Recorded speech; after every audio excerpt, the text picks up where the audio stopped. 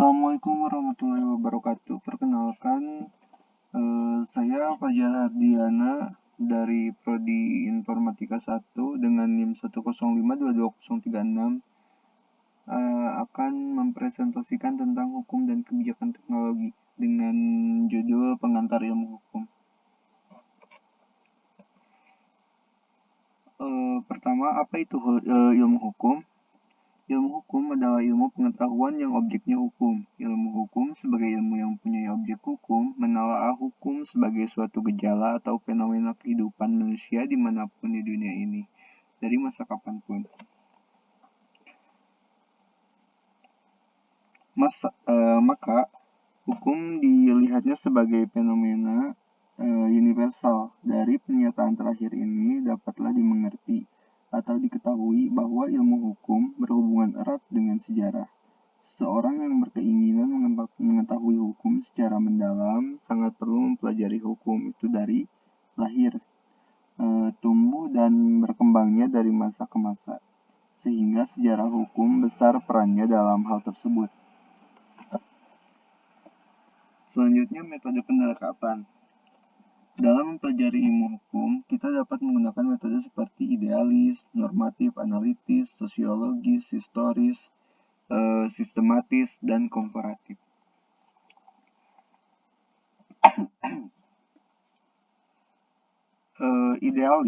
Metode idealis adalah metode yang bertitik tolak dari suatu pandangan atau penglihatan bahwa hukum sebagai perwujudan dari nilai-nilai tertentu.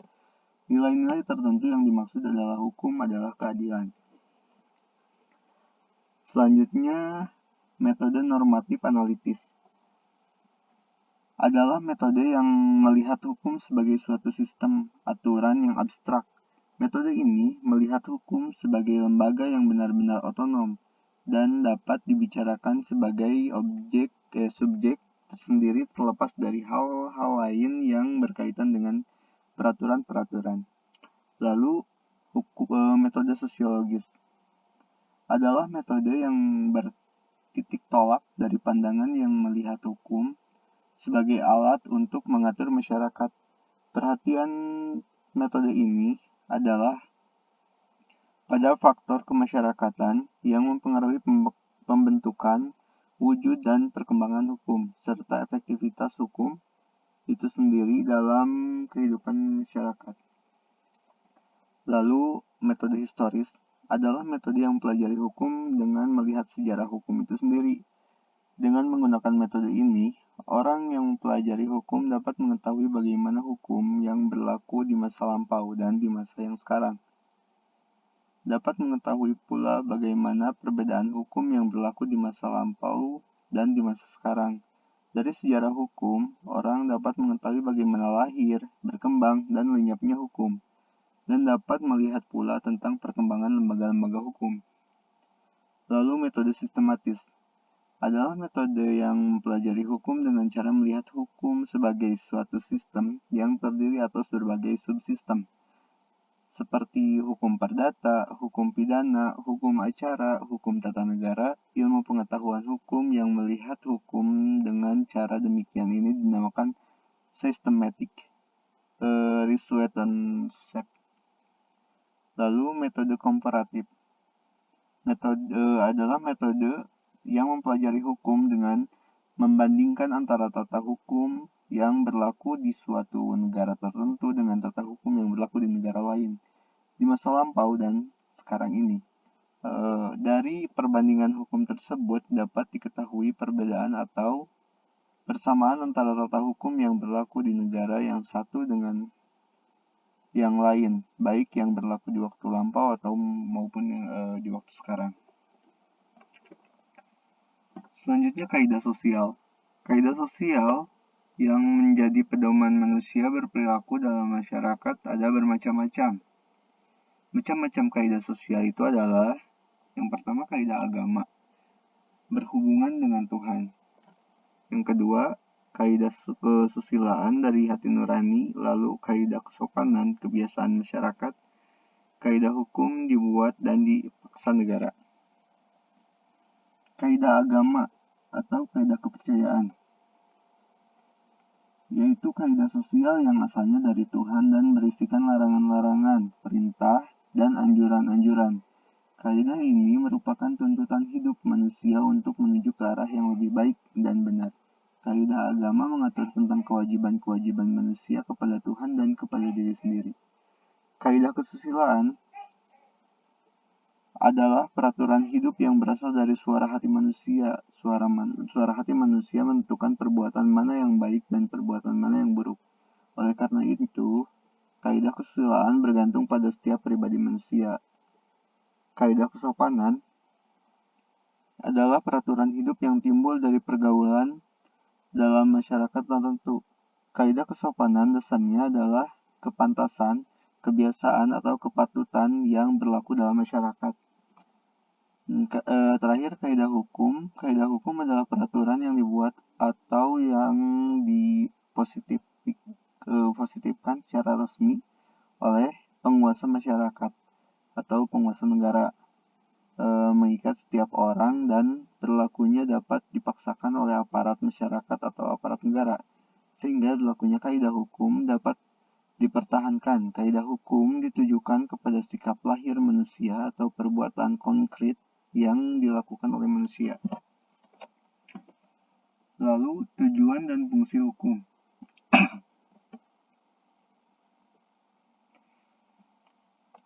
Tujuan hukum itu sebenarnya menghendaki adanya keseimbangan, kepentingan, ketertiban, keadilan, ketentraman, kebahagiaan setiap manusia.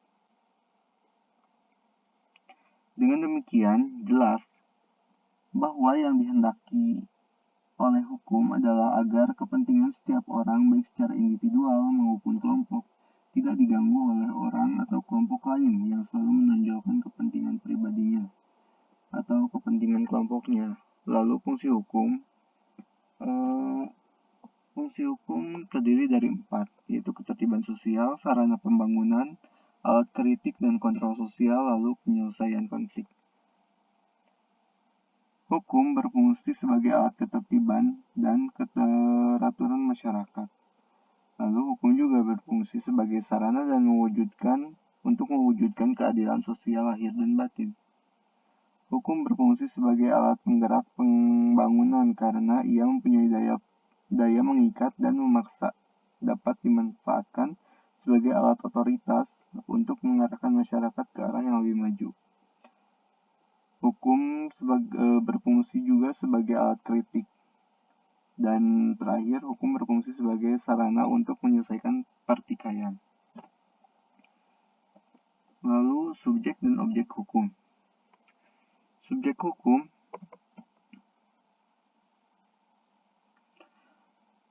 adalah sesuatu yang menurut hukum dapat memiliki hak dan kewajiban. Jadi, subjek hukum adalah pendukung hak dan kewajiban, maka ia memiliki kewenangan untuk bertindak. Kewenangan untuk bertindak yang dimaksud adalah bertindak menurut hukum. Yang dapat menjadi subjek hukum adalah manusia atau orang, lalu yang kedua badan hukum. Selanjutnya, objek hukum. Objek hukum adalah segala sesuatu yang dapat berguna bagi subjek hukum dan dapat menjadi pokok suatu hubungan hukum yang dilakukan oleh subjek-subjek hukum. Objek hukum biasanya dinamakan benda atau hak yang dapat dimiliki dan dikuasai oleh subjek hukum.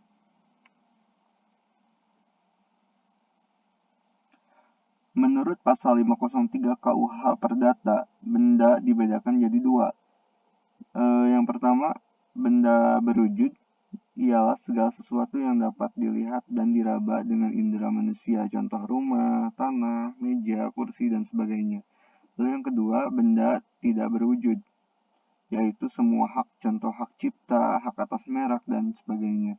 Menurut pasal 504 KUH Perdata, benda dibedakan jadi 2, yaitu benda bergerak dibedakan lagi menjadi 3. Benda yang dapat bergerak sendiri seperti hewan contohnya, lalu benda yang dapat dipindahkan seperti meja atau kursi. Selanjutnya, benda bergerak yang karena penetapan undang-undang seperti hak pakai, sero, bunga yang dijanjikan, dan benda tidak bergerak. Dibedakan menjadi 3 juga. Yang pertama, benda tidak bergerak karena sifatnya seperti tanah dan rumah. Lalu benda tidak bergerak karena tujuan seperti gambar, kaca, alat percetakan yang ditempatkan di gedung. Selanjutnya, benda tak bergerak karena penetapan undang-undang seperti hak pakai, hak penumpang, hak usaha. Oke, selanjutnya peristiwa dan perbuatan hukum. Peristiwa hukum ialah peristiwa kemasyarakatan yang membawa akibat yang diatur oleh hukum. Peristiwa hukum dapat dibedakan menjadi 2. Yang pertama, peristiwa hukum karena perbuatan subjek hukum, yaitu peristiwa hukum yang terjadi karena akibat perbuatan subjek hukum. Contohnya, peristiwa tentang pembuatan surat wasiat, peristiwa tentang menghibahkan barang. Lalu yang kedua, peristiwa hukum yang bukan perbuatan subjek hukum atau peristiwa hukum lainnya, yaitu peristiwa hukum yang terjadi dalam masyarakat yang tidak merupakan akibat dan dari perbuatan subjek hukum. Contohnya, kalian seorang bayi, kematian seseorang, kadaluarsa akuisitif adalah kadaluarsa atau lewat waktu yang menimbulkan hak. Kadaluarsa ekstensitif adalah kadaluarsa yang menyiapkan kewajiban. Selanjutnya, perbuatan hukum adalah perbuatan atau tindakan subjek hukum yang dapat menimbulkan suatu akibat hukum yang dikehendaki oleh pelaku.